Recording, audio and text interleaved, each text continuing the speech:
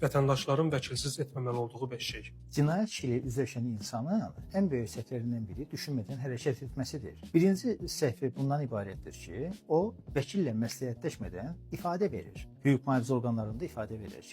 İkinci bir səhvi ondan ibarətdir ki, mahiyyətini tam anlamadığı sənədlərə qol seçir. Üçüncü səhvi ondan ibarətdir ki, emosional vəziyyətdə ifadə verir. Dördüncü səhvi budur ki, qarşı tərəflə, misal üçün zərərçəkmiş tərəflə işi özü həll etməyə çalışır, vəkillə məsləhətləşməmiş ki, bu da sonradan böyük bir faciələrlə yekunlaşır. Vətəndaşların ən böyük problemlərindən biri də budur ki, vəziyyətin ciddi olmadığını düşünərək hüquqi yardıma müraciəti gecikdirir. Cinayət prosesində bir cümlə, bir imza və hətta yanlış zamanda atılmış istənilən hər bir addım sonradan müdafiə strategiyasına çox ciddi mənfi təsirlər göstərir. Ona görə də vəkilə iş seçilişəndən sonra yox, vaxtında müraciət etmək lazımdır. Günahımı etiraf etsəm, daha yüngül cəza alacağam. Bu suala avtomatik olaraq bəli cavabını vermək olmaz. Əməlin etiraf edilməsi və səmimi peşmançılıq müəyyən hallarda cəzanın təyin olunması zamanı yüngülləşdirici hal qismində nəzərə alına bilər. Amma hər cinayət işini, faktları və sübutları tamamilə bir-birindən fərqlənir. Əsas məsələ bundan ibarətdir ki, insan mənə verilə biləcək cəzanın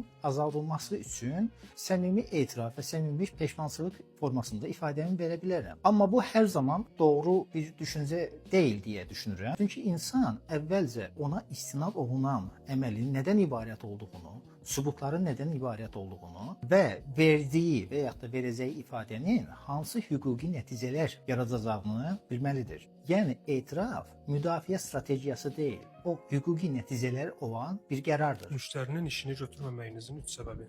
Bəzən belə hallarda olur. Müştəri məndən qeyri-prosesual hərəkətlərdə iştirak etməyimi və qeyri-qanuni nəticələr əldə etməyimi istəyir. Belə olan halda təbii ki, mən o müştərinin işini götürmürəm və ümumiyyətlə qanunla da bu qadağandır. İkinci səbəb, müştəri bəzən öz vəkilindən işin ən mühüm hallarını gizlədir. Bu isə tamamilə yanlış bir qərardır. Çünki belə olan halda vəkil təcrübədə qarşı tərəfdən və ya istintaq tərəfindən böyük bir sürprizlərlə qarşılaşır ki, bu da onun bütün müdafiə strategiyasını alt-üst edir. Vəkil müdafiə qurmaq üçün bütün həqiqəti olduğu kimi real şəkildə bilməlidir. Vəkilin işi müştəriyə nəticəni vəd etməkdən ibarət deyil. Vəkilin işi qanunun imkan verdiyi bütün hüquqlardan istifadə edərək müştərisinin hüquqlarını maksimum şəkildə müdafiə etməkdən ibarətdir. Məni dindirilməyə çağırırlar. Nə etməliyəm? İnsanların çoxu bəzən düşünür ki, mən heç nə etməmişəm, heç bir cinayət törətməmişəm. Belə olan halda gedib hər şeyi olduğu kimi danışacağam və